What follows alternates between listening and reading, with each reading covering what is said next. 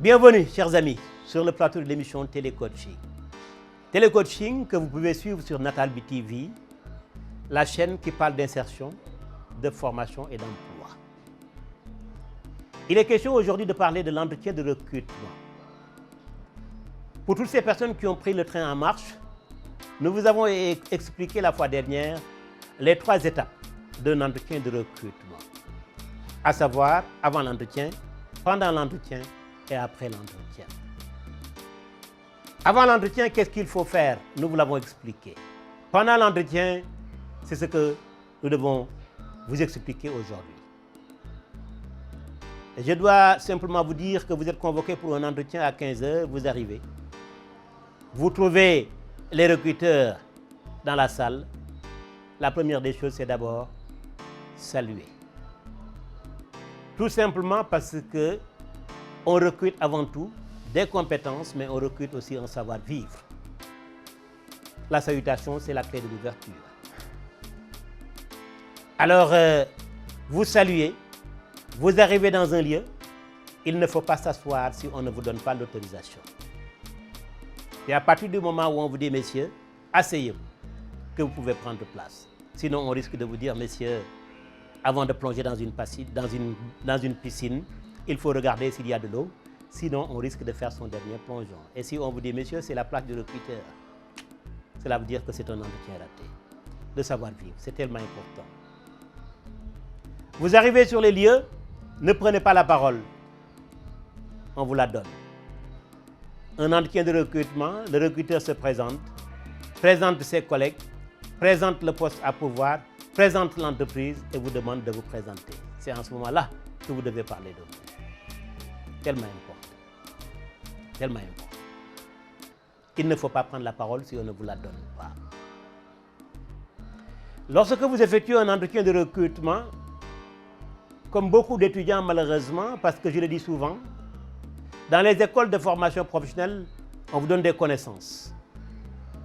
Mais on ne vous donne pas les secrets. Et c'est là où le bas blesse.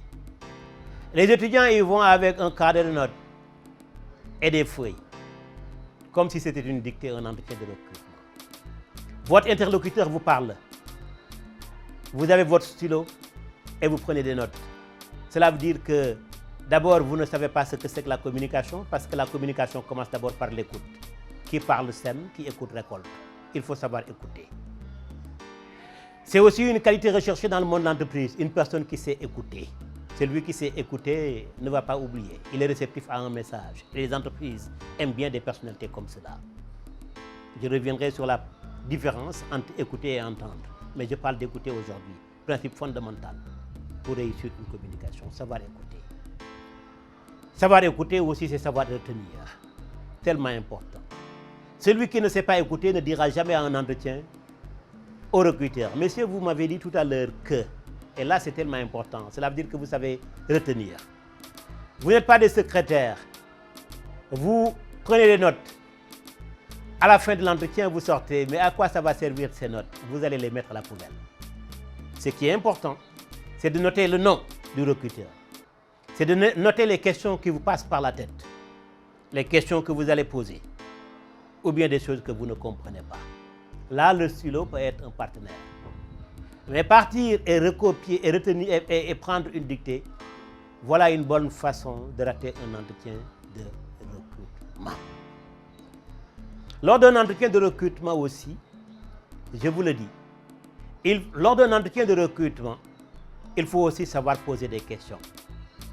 Les demandeurs d'emploi y vont et quand on leur dit est-ce que vous avez des questions à poser, ils vous disent souvent tout est clair.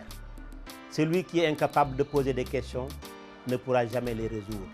Il faut comprendre qu'un entretien de recrutement est un rendez-vous à base d'échanges verbaux principalement, mais pas uniquement. Cela veut dire aussi que la communication verbale a son rôle lorsqu'il s'agit de chercher un entretien de recrutement. La communication non verbale, c'est la façon dont vous parlez, vous exprimez en dehors de la parole, c'est savoir sourire, c'est aussi effectuer un entretien et pendant tout l'entretien, éviter de croiser les bras. Cela veut dire beaucoup de choses. Vous regardez souvent ça à la télévision, quelqu'un qui invite, un journaliste qui invite et qui croise les bras. Cette posture signifie beaucoup de choses. il ne faut pas être éternel apprenant, il ne faut pas être sur la défensive en termes de communication orale. Ça veut dire beaucoup de choses, mais aujourd'hui, on ne parle pas de communication non verbale uniquement. On va y revenir dans d'autres émissions. Lors d'un entretien de recrutement, il faut savoir aussi comment s'asseoir. Comment s'asseoir? Malheureusement, on l'ignore. Lorsqu'on parle de l'entretien de recrutement, vous y allez avec votre CV. Le CV, vous l'avez déjà envoyé au recruteur qui connaît tout sur vous. Tout sur vous. Et vous ne connaissez pas grand-chose sur le recruteur. C'est la raison pour laquelle je vous disais, il faut donc s'informer sur l'entretien, sur l'entreprise, son histoire, sa philosophie pour être capable de poser des questions. Surtout ce qu'on appelle des questions préparées. Lors d'un entretien de recrutement, on regarde votre CV et on lit 3 itinéraires. L'itinéraire personnel, l'itinéraire professionnel, l'itinéraire pédagogique. Et voilà l'épicentre d'un entretien de recrutement. 3 itinéraires.